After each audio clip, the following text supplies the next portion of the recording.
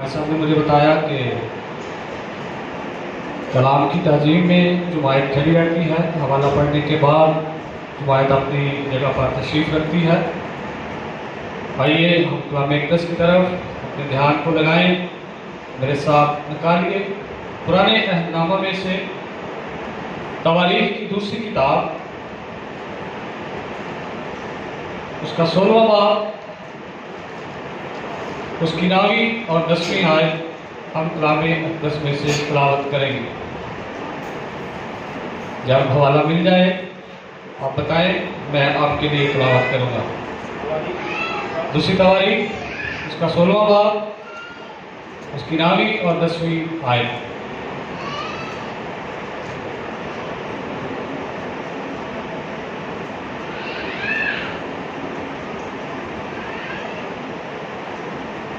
जी, मैं आप सबके लिए तिलावत करता हूँ। कलाम अक़दस में यूं मरकूम है, क्योंकि खुदावंद की आंखें सारी जमीन पर सैर फिरती हैं, ताकि वो उनकी इमदाद में जिनका दिल उसकी तरफ कामिल है अपने तई कवी दिखाए। इस बात में तूने बेवकूफ़ी की, क्योंकि अब से तेरे लिए जंग ही जंग है।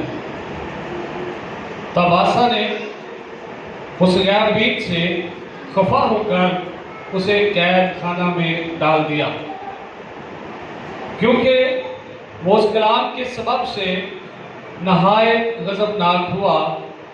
और आसा ने उस वक्त लोगों में से बाज़ औरों पर भी जुल्म किया। ये हमारे खुदा का जिंदा कलाम है। इसका पढ़ा, इसका सुना, इसका समझा जाना और इस पर अमल किया जाना हम सबों के लिए बाइस बरकत हो।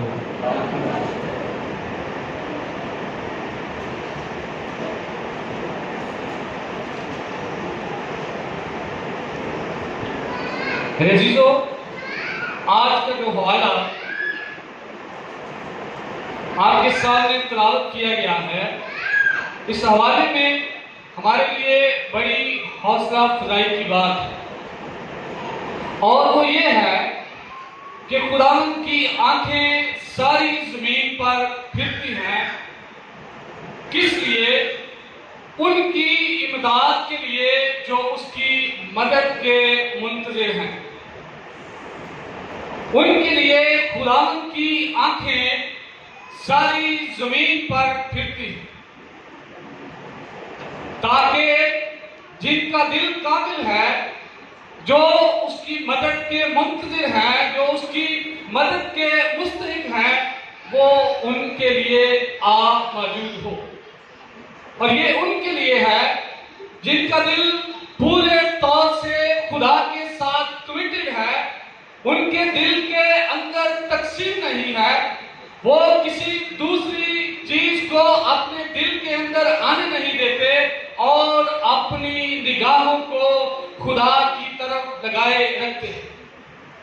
उनकी मदद के लिए खुदा की आंखें जमीन पर फिरती हैं। इसका मतलब है हमारा खुदा जिंदा है और वो मददगार है, वो मुर्दा नहीं है, वो काम करता है, आसमान और जमीन का खालिक है, उसका मालिक है। बहुत से लोग जो इस जिंदा खुदा के बारे में नहीं जानते, उनके दिल में वसवसे, ख्याल, सोचें, मुसीबतें, बीमारियां उन्हें आत्मा लेती हैं। उसके बारे में सुना है, तजर्बे से मालूम नहीं किया, वो हमेशा मुसीबतों का शिकार रहते हैं, वो हमेशा मुश्किलात में गिरे रहते हैं। मेरा खुदा जिसको मैं और आप जानते हैं, वो हमारा चुपान है, वो खूबसूरत है, उसका किरदार है, उसके मंसूबे हैं। जो इसको नहीं जानते वो हमेशा बहुत सारे मसाइल का शिकार रहते हैं, लेकिन जो उसके सामने झुकते हैं, जो उसके बारे में जानते हैं, जिन्होंने उसका तजर्बा किया है, वो इस बात को जानते हैं कि हमारा खुदा कैसा खूबसूरत है और वो कैसे अपने लोगों की मदद के लिए मौजूद होता है। वो लोग जिनके पास सेकंड हैंड नॉलेज है, सिर्फ सुनी सुनाई बात पर अमल करते हैं, थर्ड हैंड नॉलेज है, किताबी इल्म है, लेकिन खुदा की शख्सियत को, उसकी मोहब्बत को, उसके कामों को तजर्बे से मालूम नहीं करते, वो हमेशा बहुत सारी मुश्किलात का शिकार रहते हैं। फिर अजीजों, जो लोग खुदा को जानते हैं, कलाम मुक़द्दस ये बयान करता है कि खुदा उतर आता है उनके बिहाफ पर, उनकी जरूरत के लिए कोई भी चीज हो वो खुदा से बड़ी नहीं है, खुदा आ जाता है उनके लिए जिनका दिल उसके साथ काबिल है, वो तो पूरे तौर पर उसके साथ कमिटेड है, वो पूरे तौर पर उसके साथ रिलेशनशिप में है, वो उसके साथ पूरे तौर से फेलोशिप में अपनी जिंदगी को गुजारते और ना सिर्फ अपने घराने और खानदान के लिए बरकत, तसल्ली और शादमानी का सबब बनते हैं, बल्कि कलीसिया के लिए, मुआशरे के लिए, कम्युनिटी के लिए, मुल्क के लिए वो एक अजीम काम करते हैं। अजीजों, जिस खुदा को हम पूजते और मानते हैं और इकरार करते हैं कि वो जिंदा खुदा है, उसका और क्या काम है कि वो उसके बच्चे जो जमीन पर रहते हैं उनकी मदद के लिए मौजूद हो, उनके बेहाल पर उतर आए और उन्हें उस दुख और उस मुसीबत से जिसमें वो घिरे हैं छुड़ा ले। कलाम मुक़द्दस बयान करता है कि शीरखार बच्चे की मां जो है उसे भूल सकती है, लेकिन मेरा और आपका खुदा हमें कभी नहीं भूलता। खुदा इस बात को जानता है कि हाँ वो इंसान है, खताकार है, वो भूल सकता है, लेकिन खुदा हमें कभी नहीं भूलता। और कलाम मुक़द्दस बयान करता है कि अगर तुम बुरे होकर अपने बच्चों को अच्छी चीजें देना जानते हो तो तुम्हारा आसमानी बाप तुम्हें क्या कुछ नहीं देगा। कलाम कहता है कि जब बुरे होकर अच्छी चीजें देना जानते हो तो तुम्हारा खुदा तुम्हें हर अच्छी बरकत और बख्शिश से नवाजना चाहता है। वो उसकी आंखें आपकी मदद के लिए सारी जमीन पर सैर करती हैं। आपसे मुराद वो लोग जो खुदा को शख्सी तौर पर जानते हैं। दुनिया बहुत बड़ी है, बहुत सारे लोग खुदा का इनकार करते हैं, वो कभी उनकी मदद के लिए नहीं आता। कलाम मुक़द्दस बयान करता है वो उनकी मदद के लिए जिनका दिल उसके साथ कामिल है, वो उनकी मदद के लिए मौजूद होता है। खरूज 3 बाब के अंदर हम देखते हैं कौम बनी इस्राइल गुलामी के अंदर है। 400 से ज़ायद अरसा वो गुलामी में रही और वो दुख उठाती रही। अहम नुक्ता क्या है कि खुदा तेरे और मेरे बारे में जानता है। वो तेरे दुख, तेरे आंसू, तेरी दर्द को जानता है, वो तेरी सूरत हाल को जानता है। अगर आज कलीसिया ये इकरार करती है कि हम थोड़ी कमजोर कलीसिया हैं फाइनेंशियली तौर पर, रूहानी तौर पर, तो मकाशरा की एक कलीसिया को खुदा ये कहता है कि तू गरीब है लेकिन तो भी तू क्या है, दौलतमंद है। ये हमारे खुदा का प्यार, ये हमारे खुदा का लाड हमारे साथ कि वो हमारी गरीबी में भी हमें अमीर करता है। कौम इस्राइल जो गुनाह के अंदर कौम इस्राइल जो गुलामी के अंदर, मिस्र के अंदर अपनी जिंदगी को बसर कर रही थी, तो खुदा ने देखा कि उसके लोग, उसकी कौम जिसको उसने चुना है, वो सख्त दुख के अंदर अपनी जिंदगी गुजार रही है। उसने वहां पर एक लीडर को तैयार किया और वो लीडर उस कौम का रहनुमा बना और उसने उन्हें उस गुलामी से आजाद करवाने में मदद की। फरौन उस वक्त की बड़ी सुपर पावर, लेकिन खुदा से बड़ी नहीं है, खुदा से ज्यादा जोर वाली नहीं है। वो जो ना कौम कहलाती ना कबीला कहलाती। खुदा ने उन्हें मूसा के वसीला से आजाद कराया और उन्हें एक कौम की हैसियत दी, उन्हें एक नेशन बनाया ताकि वो खुदा के साथ पेवस्त रहे।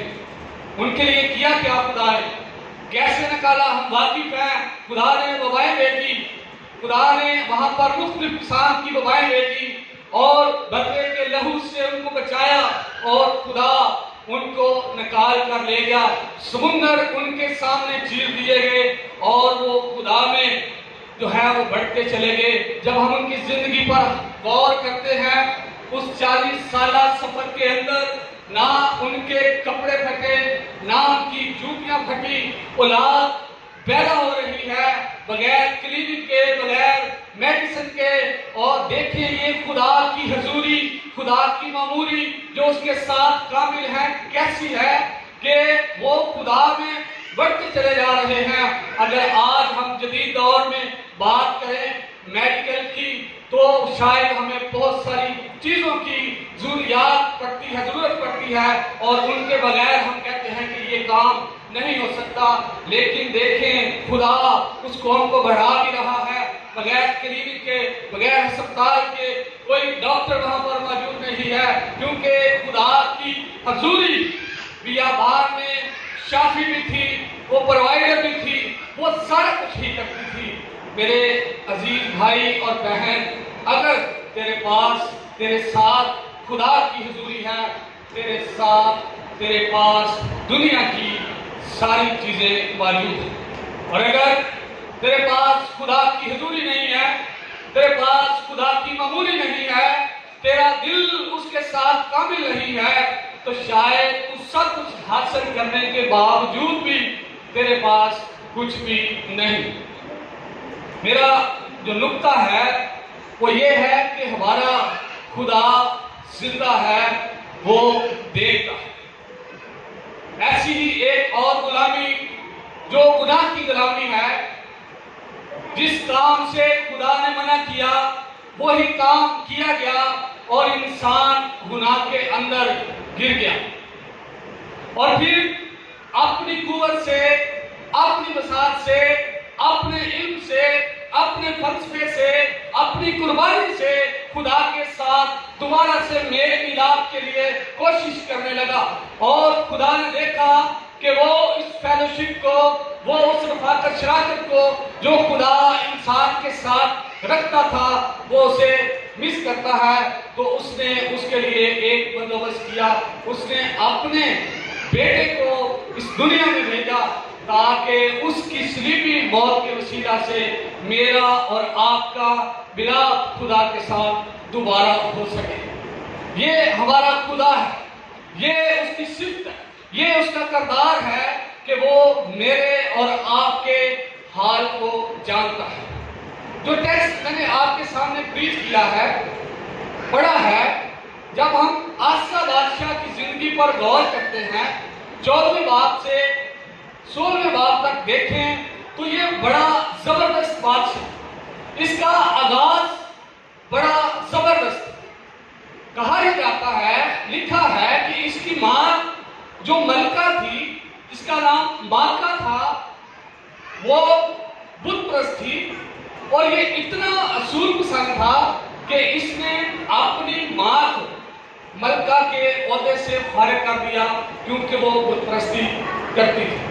लेकिन आज के इस हाल में हम देख रहे हैं जिसमें हनानी गैबी उसके पास आता और उसे कहता है, क्योंकि खुदावंद की आंखें सारी जमीन पर फिरती हैं ताकि वो उनकी इमदाद में जिनका दिल उसकी तरफ कामिल है अपने तय कमी दिखाए। लिखा है, इस बात में तूने बेवकूफी की, क्योंकि अब से तेरे लिए जंग ही जंग है। 10वीं आयत बयान करती है, तब आसा ने उस गैबीन से खफा होकर उसे कैद खाना में डाल दिया, क्योंकि वो उस कलाम के सबब से नहायत गज़बनाक हुआ। और आसा ने उस वक्त लोगों में से बाज़ औरों पर भी जुल्म किया। ट्रैक से हटा, अपनी नजरों निशानों को खुदावंद से हटाया, कलाम आ गया, नबी यहाँ मौजूद हुआ, उसने आकर पॉइंट आउट किया, गजबनाक हो गया, उसको कैद में डाल दिया। बजाय इसके कि तू शिकस्ता हो जा, अपने आप को खुदा के हुजूर में सरेंडर कर, अपनी इस बात का इकरार कर ताकि खुदा तुझे रिस्टोर करे। उसने उसके खादम को उठवाकर कैद खाना में डाल दिया। आज अगर हम मौजूदा कलीसिया की बात करें तो शायद हमारा क्वायर लीडर, हमारा असिस्टेंट पास्टर, हमारा सीनियर पादरी अगर हमें किसी बात से मना करे कि सी कहना नहीं भाई साहब तुसी साडे घर नहीं आना, क्योंकि साडी अपनी जिंदगी है, असीं इहनूं जिवें मर्जी गुजारे। ऐसी ही बात, ऐसा ही काम आसा बादशाह ने किया और वो उसे याद दिलाता है। 7वीं आयत में लिखा है, उस वक्त हनानी याकीन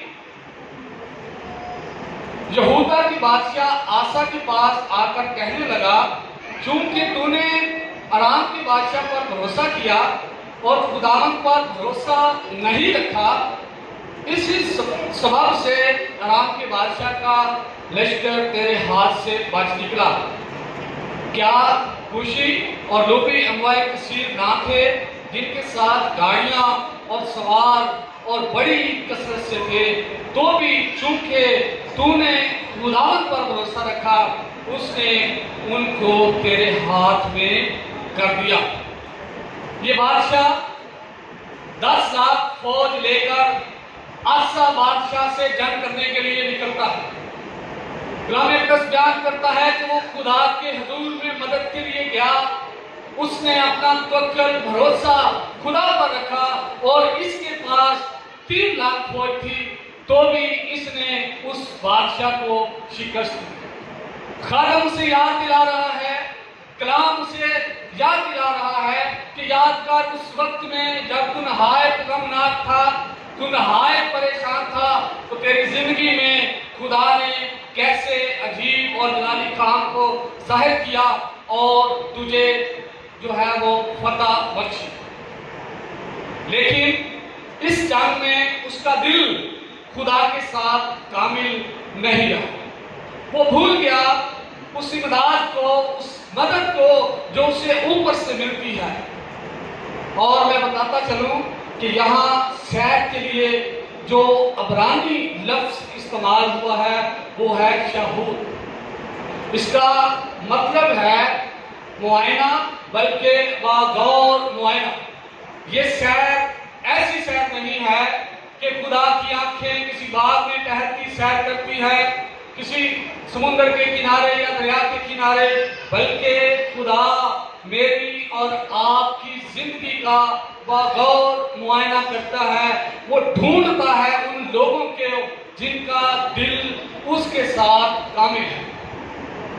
मेरे अजीजों, कलाम मुक़द्दस बयान करता है कि जो दुख और मुसीबत में कई बार अपनी निगाहों को स्लीपी मौत से हटाकर दुनिया की ताकत पर किसी बड़े शख्स पर तवक्कुल करना शुरू करता है, तो याकूब उसके बारे में कहता है कि शक करने वाला समुद्र की लहर की मानद है।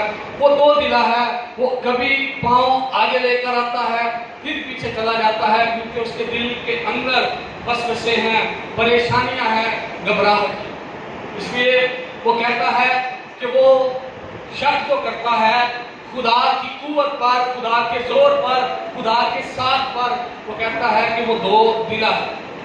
और कलाम मुक़द्दस ये बयान करता है कि कोई भी शख्स दो मालिकों की खिदमत नहीं कर सकता। मेरे अजीजों, गिनती की किताब 22वें बाब के अंदर एक बड़ा मशहूर वाक़या है। बल्कि बादशाह ने देखा जब कौम बनी इस्राइल मिस्र की गुलामी से निकली, जो बादशाह सुलह सफाई के साथ उनको रास्ता देता वो वहां से आराम से गुजर जाता। लेकिन इस बादशाह ने खौफ महसूस किया और ये एक नबी के पास चला गया और उसे जाकर कहता है कि तू मेरे साथ चल और उन पर लानत कर ताकि वो मुझ पर फतह हासिल ना कर सके। मैं बलाम नबी का वाकया आपको बता रहा हूँ। मशीर बादशाह के वजीर उसके घर के अंदर मौजूद हैं उन्होंने जाकर उसे बोला कि तुझे बादशाह सलामत जो है वो याद करते और बुलाते हैं। उसने पूछा काम बताएं, काम क्या है? उन्होंने उसके सामने वो सारा हाल बयान किया और बलाम बादशाह ने कहा कि तुम रुको, मैं अपने खुदा से पूछता हूं कि वो मुझे क्या कहता है। अंदर गया, दुआ की और बाहर आकर कहता है नहीं जी, खुदा मुझे इजाजत नहीं देता। वो चले गए, जाकर बादशाह को सारा हाल बताया। बादशाह ने कहा अच्छा जी, हमारे पास एक और तरीका है, हम उसको आजमाते हैं, इन रुपये पैसों को डबल करो, उसके साथ डील करो, उसके साथ वादे करो कि हम अगर आप आते हो तो हम आपको ये कुछ देंगे। फिर उसके पास लौटे, फिर वो आए, फिर उससे पूछा, वो फिर उन्हें कहता है कि रुको, मैं अपने खुदा से पूछ कर आता हूं। वही खुदा है जिसने पहले मना कर दिया, लेकिन उसने जब मनसब को देखा, उस शान और शौकत को देखा, शायद वो समझा कि मेरी जिंदगी की सारी रियाजत, मेरी जिंदगी की सारी खिदमत, जिनके लिए मैं हमेशा खुदा के हुजूर से दुआ करता रहा हूँ कि खुदा तू मुझे अच्छे वसाइल बख्श दे, खुदा तू मुझे आलीशान मनसब दे दे। उसने सोचा कि शायद आज मेरी सारी दुआएं जो हैं वो कबूल हो गई। खुदा की आंखें सारी जमीन पर सैर करती हैं।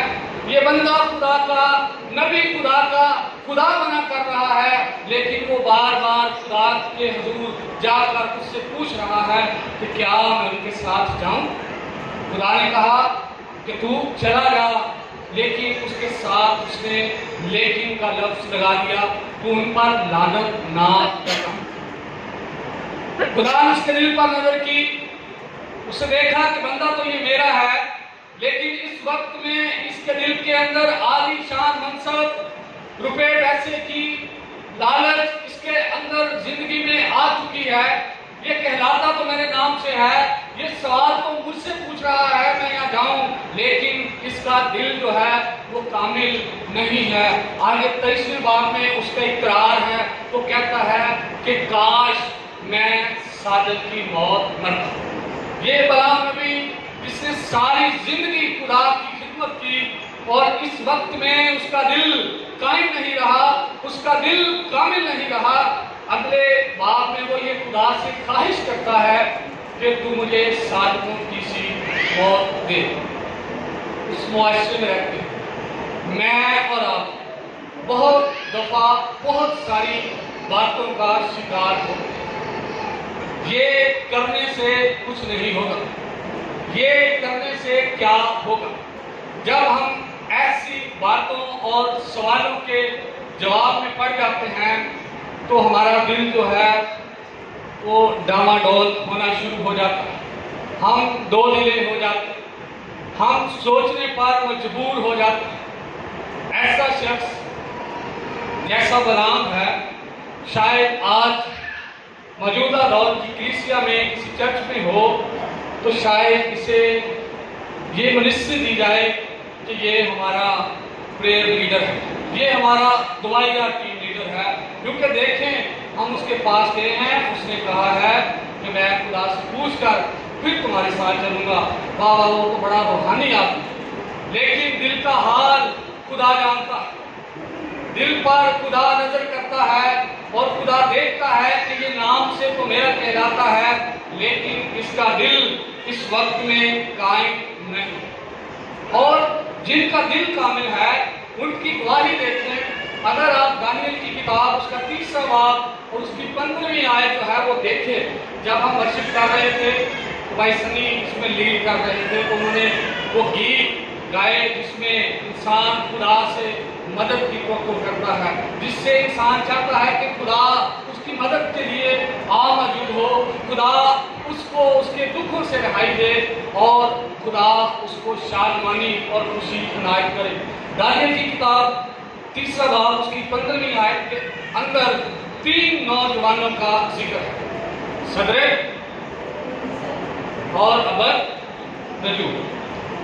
ये 3 नौजवान जो यहूदी हैं, ये कैद होकर बाबल की सरजमीन में चले गए। वहां सबसे पहले उनके सामने वो खुराक रखी गई जिसको खाने से, जिसको लेने से उन्होंने मना कर दिया, और उन्होंने दरख्वास्त ये की कि जो ये खाएंगे उनके चेहरे में और हमें कुछ साल बाद दे, हमारे चेहरे में अगर तुम्हें कुछ कमी लगे तो हम ये खाएंगे। उन्होंने कोई समझौता नहीं किया, क्योंकि वो खुदा के कलाम से, उसके अहकाम से, उसके आइन से आगाह हैं, और खुदा मना करता है कि वो गला घोंटे हुए जानवरों का गोश्त ना खाएं। वो किसी ऐसी नापाक चीज को ना छुए ताकि वो पाकीज़गी के अमल में रहते हुए खुदा के साथ अपनी जिंदगी को गुजारे। एक बड़ी अनाउंसमेंट आ गई, बादशाह ने एक मूर्त बना ली। तो कहने लगा कि जब तुम गरना चौगाना की आवाज सुनो तो सारे इस मूर्त के सामने झुककर सिजदा करना। लिखा है कि इन्होंने मना कर दिया। रामेकस बयान करता है, बादशाह गजबनाक, उसने एक और मौका दिया। उसने कहा कि अब जब तुम आवाज को सुनो, साजों की आवाज को सुनो, तो उसके सामने झुक जाना। और साथ ही वो कहता है, अगर नहीं झुके तो मैं देखता हूं कि तुम्हारा कौन सा खुदा, कौन सा महबूब तुम्हें आकर बचाता है। तीनों नौजवान कायम हैं, गवाही के लिए तैयार हैं, खुदा के रूह से ममूर हैं, इल्हाम पर भरोसा किए हुए हैं, दिल कामिल है, खुदा की मदद के मुस्तहिक हैं। कहने लगे, नहीं बादशाह सलामत, हम तेरी मूरत को सिजदा नहीं करेंगे। लिखा है बादशाह सलामत गजबनाक हुआ, उसका चेहरा जो है वो उसका रंग तब्दील हो गया। वो कहने लगे कि हम तेरी मूरत को सिजदा नहीं करेंगे। अगर मैं समझता हूँ आज यह नौजवान होता तो शायद वो 3 होते तो तीनों आपस में मशवरा करते। एक कहता, चलो हमने तो ऊपर से झुकना है, दिल से तो खुदा हमारे हाल को जानता है कि हम उसी के हैं, तो ऐसा करने से क्या होता है, हमारी जिंदगी बच जाए। जब उसने ये बात कही, उन्होंने कहा कि हमारा खुदा जिंदा खुदा है जो हमें बचाने की कुव्वत और कुदरत रखता है, और साथ ही कहते हैं अगर वो ना भी बचाए तो वो खुदा है, हमें इस बात से गम नहीं। उठाकर आपकी भट्टी में फेंक दिया गया। लिखा है उस भट्टी की आंच को 7 गुना बढ़ा दिया गया, और जो लोग उनको फेंकने वाले थे, लिखा है कि वो जल गए। लेकिन जब उनको भट्टी के अंदर फेंका गया तो वो बिल्कुल आज़ादी के साथ वहां पर घूम रहे। उनको बांध कर डाला गया, लेकिन उस आग के अंदर खुदा मौजूद हुआ। उसने उनके बंधनों को तोड़ दिया, उनके जुओं को तोड़ दिया, और खुदा उनके साथ वहां पर आग मौजूद हुआ। और कलाम मुकद्दस बयान करता है कि उनके कपड़ों से ना तो आग की बू आती, ना बालों से। काम देखिए खुदा का कैसा अजीब है, जिसने भट्टी की आग तेज करवाई है, जिसने आंच को बढ़ाया है। जो फेंकने वाले हैं वो इस कदर ज्यादा तेज आंच है, वो जलते हैं, लेकिन जो खुदा के साथ कायम है, जिनका दिल खुदा के साथ कायम है, वो अंदर आजादी के साथ घूम रहे हैं और खुदा की सिताइश और उसकी तमजीद कर रहे हैं। शायद हम पर ऐसे हालात आए तो हम कहें कि कर लेते हैं, लेकिन जिनका दिल खुदा के साथ कामिल है वो कहने लगे, गवाही का तो वक्त ही याद आया है जब सारा बाबल जमा है, जब सारा बाबल इकट्ठा है, सारे मशीन, सारे वजीर जहां पर जमा है। आज तो गवाही सुनाने का सही वक्त। वो खड़े हो गए खुदावंद के लिए, खुदा के अहकाम के लिए, उसकी कुव्वत के लिए, उसकी कुदरत के लिए। उन्होंने अपने भरोसे को, अपने दिल को खुदावंद में कायम रखा और खुदावंद ने उन्हें सरफराजी अनायत की। और एक और बात मैं बताता चलूं कि इन्हें उस वक्त में ये हुकूमत में थे, इन्हें वजारतें मिली हुई, तो भी उन्होंने खुदा के नाम के साथ, उसके काम के साथ कोई समझौता नहीं किया और वो अपने खुदा के साथ कायम रहे। मेरे अजीजों, आज कलीसिया मुख्तलिफ तरह से आजमाइशों और मसाइल का शिकार है।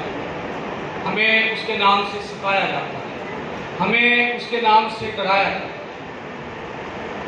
इस बात को याद रखें कि हमारा खुदा जिंदा है, वो हमारा जुबान है, वो हमारा बाप है, वो देखता है, उसका किरदार है, उसके मंसूबे हैं हमारी ज़िंदगी के लिए। हमें उसमें कायम रहकर अपनी ज़िंदगी को बसर करना है और उसकी मदद के मुंतज़िर रहना है। ज़बूर नवीस बयान करता है कि मलाउन है वो शख्स जिसका तवक्कुल इंसानी बाजू पर है। खुदा के लिए लिखता है कि खुदा मेरी पनाह है, वो मेरी कुव्वत है, वो मेरी ऊंची चट्टान है, वो मेरा जोर है, वो मेरी सिपर है, वो मेरा मजबूत गला है।